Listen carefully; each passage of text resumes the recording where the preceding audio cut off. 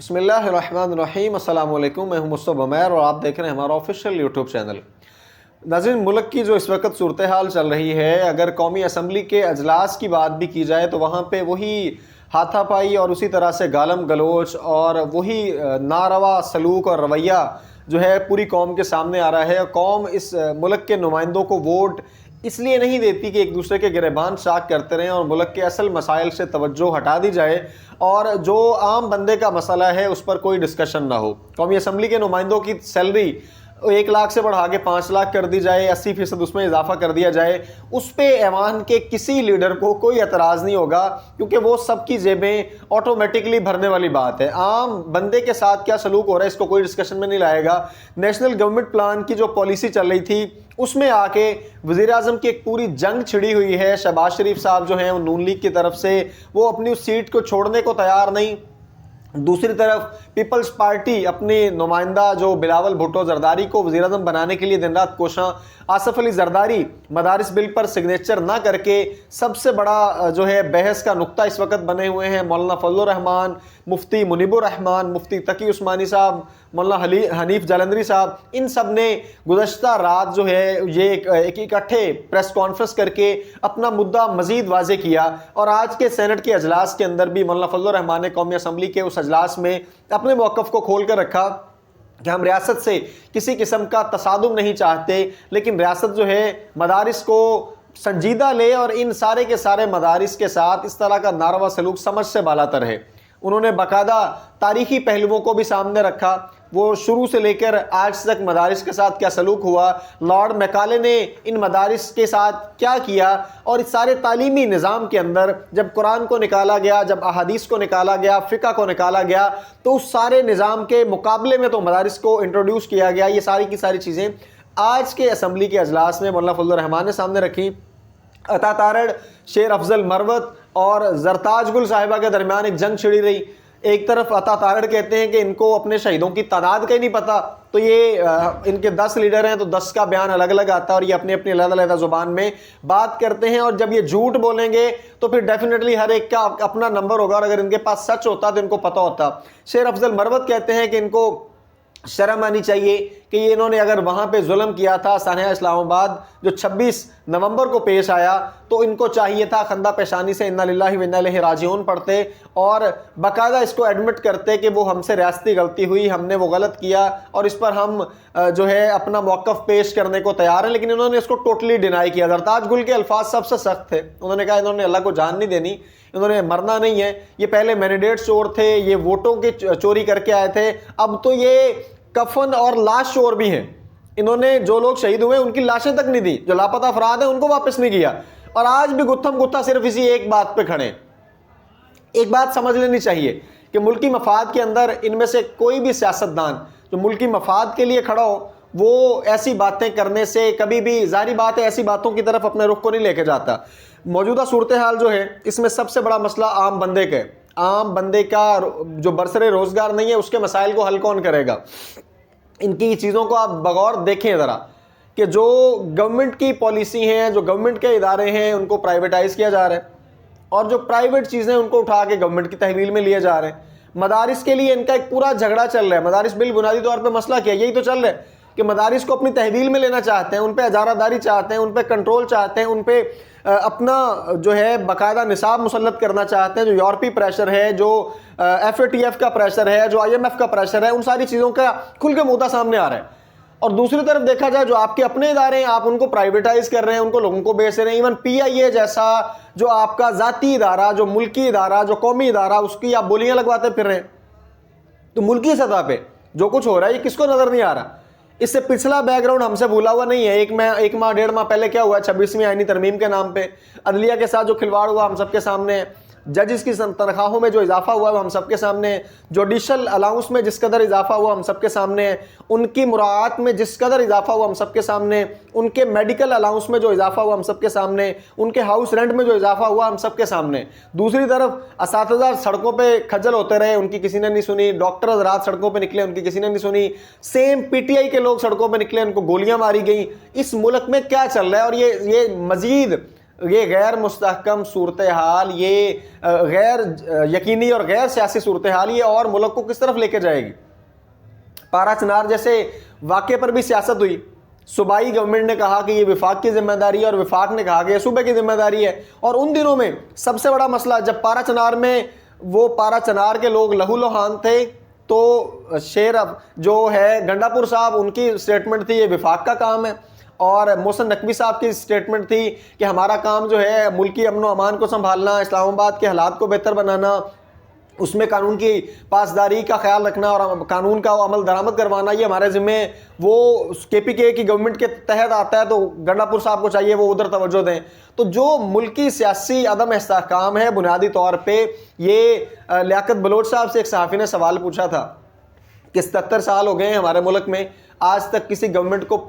پوری مدت کیوں نہیں کرنے دی گئی؟ تو انہوں نے کہا تھا یہ سیاسی قیادت کا فقدان ہے. تو بنیادی طور پہ جب ہمارے سیاسی قائدین جا کے گیٹ نمبر 4 پہ پہرے دیتے ہیں، ایک بیٹھتا ہے تو باقی 4 پارٹیاں جا کے ادھر ان کے آگے سجدہ ریز ہو جاتی ہیں کہ جی آپ ہمیں موقع دے کے دیکھیں. تو یہ بنیادی طور پہ مسئلہ تو ہمارے سیاسی لیڈران کا ہے کہ یہ خود جا کے پہرا دیتے ہیں، یہ خود جا کے ان کے آگے ماتھا ٹیکتے ہیں، یہ خود جا کے ان کی منت سماجت کرتے ہیں. اور جو اسٹیبلشمنٹ کا رول ہے وہ اسی لیے ختم نہیں ہو رہا اس ملک کی تاریخ سے، آج تک ختم نہیں ہو پایا کیونکہ سیاستدان اتنی طاقت نہیں رکھتے کہ وہ اپنے موقف کو کھل کے سامنے لا سکیں اور عوامی مینڈیٹ کے ذریعے سے منتخب ہو کے وہ ایوان تک پہنچ سکیں اور اپنی جو منتخب ہونے کے بعد ان کی ذمہ داریاں ان کو وہ بخوبی سر انجام دے سکیں. آپ کے پاس ریسنٹ اگزامپل ہے عمران خان صاحب کی شکل میں. عمران خان کے ساتھ موجودہ سینیریو میں جو فارم 45 اور 47 کے اس جھگڑے کے تسلط میں نئی حکومت جو جعلی حکومت اور جعلی مینڈیٹ کے ساتھ بیٹھی ہے، ان کو یہ کلیئرلی سمجھ آتی ہے کہ یہ ناحق ہیں، ان کو لایا گیا ہے، ان کا حق نہیں بنتا تھا. خان صاحب کا ووٹ زیادہ تھا، مینڈیٹ تھا، ان کو اٹھا کے جیل میں ڈالا گیا اور 500 دن گزارنے کے بعد بھی وہ بندہ اپنی بات پہ قائم کھڑا ہے. لیکن بیک گراؤنڈ میں جائیں تو ایک طرف ان کا سلوگن اور ان کا پورا نعرہ چل رہا تھا کہ جی ہم عسکری آئٹمز کا بائیکاٹ کریں گے. تو اس پر باقاعدہ موقف آیا تھا کہ عسکری اگر چیزوں کا اور عسکری آئٹمز کا بائیکاٹ کرنا ہے تو پھر آپ کو سب سے بڑی آپ کے پاس جو عسکری چیز لانچ ہوئی تھی وہ تو عمران خان صاحب تھے کہ جو پچھلی گورنمنٹ اگر بنی تھی تو وہ بھی تو اسٹیبلشمنٹ کے بلبوتے پہ آئے تھے، اور اگر اب وہ جیل میں ہیں تو پھر بھی ڈیفینیٹلی کس کے بلبوتے پہ ہم سب کو سمجھ آ جانی چاہیے. تو اس ملک کے اندر نیشنل گورنمنٹ پلان بھی اگر بن رہا ہے تو سب سے اہم بات یہ ہے کہ بڑی سیاسی پارٹی جو ہے وہ پی ٹی آئی ہے. پی ٹی آئی کے بعد اگر نون لیگ کو دوسرا گنا جائے تو تیسرے نمبر پہ ہم میں سے کوئی بندہ نہیں جھٹلا سکتا وہ تحریک لبیک پاکستان ہے. اور تحریک لبیک کو اعتماد میں لینا، اس کے پیچھے جو ہے فیصل واڈا کا سعد رضوی صاحب سے رابطہ، اسی طرح سے مفتی منیب الرحمان صاحب کا سعد رضوی صاحب سے رابطہ، مدارس بل پہ ان کو اعتماد میں لینا، ان کو آن بورڈ لینا، اور اس سارے مدارس کے معاملے میں سعد رضوی صاحب کا یہ بیان دینا کہ ہم مفتی منیب الرحمان کے موقف کے ساتھ کھڑے ہیں. تو اس وقت جو مسئلہ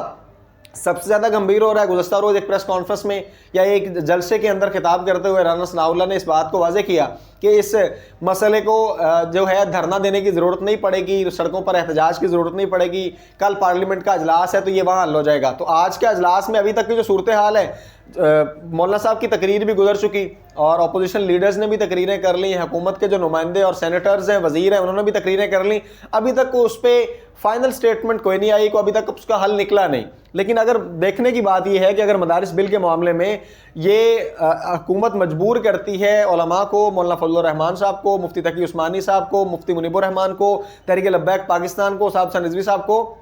تو پھر ملک جو ہے مولانا فضل الرحمان صاحب کی آج کی پارلیمنٹ کے اندر تقریر جو تھی قومی اسمبلی میں جو خطاب تھا اس میں انہوں نے کہا ہے ملک جو ہے یہ اس بات کا متحمل نہیں ہے کہ یہ کسی اور احتجاج کو برداشت کر سکے. آپ دیکھیں پچھلے دنوں میں جو اسلام آباد کا رخ کیا تھا پی ٹی آئی نے، اس میں جو لوگ شہید ہوئے ڈیفینیٹلی وہ تو عام بندے کا نقصان ہوا، جتنے لوگ زخمی ہوئے، جتنے آج تک لاپتہ ہیں، اس کے علاوہ جو ملک کا نقصان ہوا اس کا حساب کون دے گا؟ جو گورنمنٹ نے ذاتی طور پہ 2 دن پہلے پورا ملک بلاک کر دیا، بند کر دیا، لاہور بند کر دیا، اسلام آباد بند کر دیا، اس کے خارجی داخلی راستے سارے بند کر دیے، تمام موٹر ویز 5 کے 5 روٹ بند کر دیے، تو وہ اس 1-1.5 ہفتے کے اندر جو اربوں خربوں کا نقصان ہوا اس کا ذمہ دار کون ہے؟ وہی سارا پریشر اوپر سے لے کے نیچے تک پھر ہم پہ ڈالا جاتا ہے. اور اگر ایم این اے اور ایم پی ایس کی تنخواہ 1 لاکھ سے بڑھا کے 5 لاکھ کر دی جائے گی تو یہ وہ نمائندے ہیں جو ہمارے ووٹوں کے ذریعے سے، ہمارے خون پسینے کی کمائی سے یہ ایوان تک پہنچتے ہیں اور یہ ہماری نمائندگی کرنے کے لیے جاتے ہیں. ہمارے مسائل کا حل ان کے ذریعے سے ہونا ہے اور ان کی تنخواہوں میں مراعات میں 80% تک اضافہ, اور عام بندہ جس کے نمائندے ہیں وہ بیچارہ بھوک سے افلاس سے مر رہا ہے. ہمیں بینگا پاکستانی ہوش کے ناخن لینے ہیں, ہمیں ان لوگوں کے چہروں کو پہچاننا ہے, ہمیں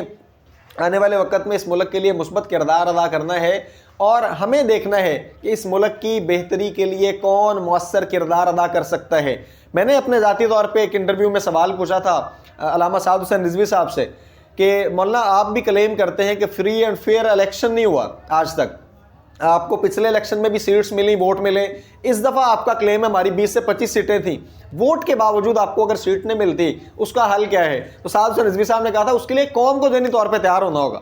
قوم کھڑی ہوگی تو ہمیں ہمارا حق ملے گا. تو دیکھیں وہ قوم کو کھڑا کرنے کی کوشش عمران خان صاحب نے کی. عمران خان صاحب سٹل جیل میں, ان کے مطابق, ان کی پالیسی کے مطابق, ان کے پلان کے مطابق وہ تو پورا تیار تھے نا کہ 24 نومبر فائنل کال ہے, اور اس کے بعد آج تک تو خان صاحب کو باہر آ جانا چاہیے تھا. لیکن اس فائنل کال کو گزرے بھی 22-23 روز ہو گئے اور خان صاحب کو جیل کے اندر 500 دن سے زیادہ ہو گئے. لیکن اس کے نتائج کیا برآمد ہوئے؟ 26 نومبر کو ڈی چوک میں کیا ہوا, اور اس ہیش ٹیگ کے ساتھ گولی کیوں چلائی, آج تک کوئی نہ جواب ملا اور نہ کوئی پی ٹی آئی کو اس کا خاطر خواہ فائدہ ہوتا ملا. عام آدمی کا نقصان ہوا, عام لوگ جو شہید ہوئے ان کا پرسان حال کون ہے؟ ان شہیدوں کے ایک تو ہے نا ٹیگ لگ گیا کہ جو 12 لوگ شہید ہوئے, چلے ان کا نام نامینیٹ ہو گیا, ان کے گھر والوں کے ساتھ بھی ہمدردی ہو گئی, ہو سکتا ہے تمام لیڈران بھی ان کے گھر چلے گئے ہوں, کچھ ویڈیوز آنا شروع ہوئی تھی ایک آدھ دن کے لیے, لیکن یہ مائٹ بھی پاسبل کہ سب کے گھروں میں پی ٹی آئی کی قیادت پہنچی ہے یا نہیں, اس کی کوئی تصدیق نہیں ہے.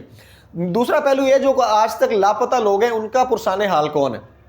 اور ایک پہلو یہ بڑا اہم ہے کہ تحریک لبیک پاکستان کی قیادت میں سے بعض لوگ جو لاپتہ ہوتے ہیں, جو قید ہوتے ہیں, جو باقاعدہ طور پہ اغوا جن کو کر لیا جاتا ہے, جن کو نامعلوم افراد کی طرف سے اٹھا لیا جاتا ہے, وہ دوبارہ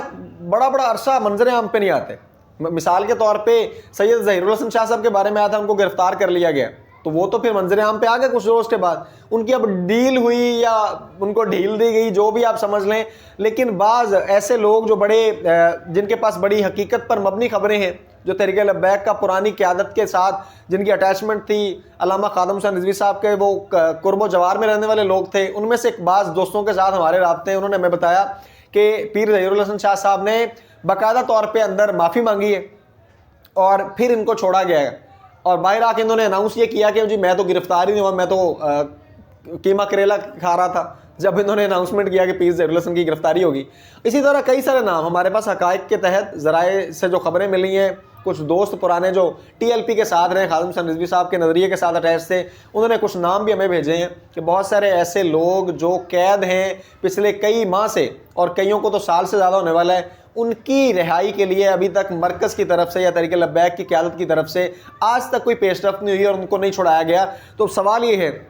عام لوگوں کے لیے, اگر وہ ٹی ایل پی کا ساتھ دینے والے ہیں, ان کی رہائی نہیں ہوتی, تو پھر ان لوگوں کے ساتھ چلنے والا کون ہے؟ اگر وہ پی ٹی آئی کے پیچھے لگ کے باہر نکلتے ہیں, ان کو رہائی نہیں ملتی, تو ان کا ساتھ دینے والا کون ہے؟ اس ملک کے اندر کسی بھی سیاسی قوت کا حصہ بننے سے پہلے, سیاسی سرگرمی کا حصہ بننے سے پہلے ہمیں یہ چیزیں واضح کر لینی چاہیے کہ ہمارے عزت, مال, جان کی اور آبرو اور کا تحفظ ہمیں کون فراہم کر سکتا ہے, تو ہمارا اس کے ساتھ چلنا بنتا ہے. اپنا بہت سارا خیال رکھیے گا, آئندہ ملیں گے انشاءاللہ ایک نئے ولاگ کے ساتھ, تب تک کے لیے السلام علیکم.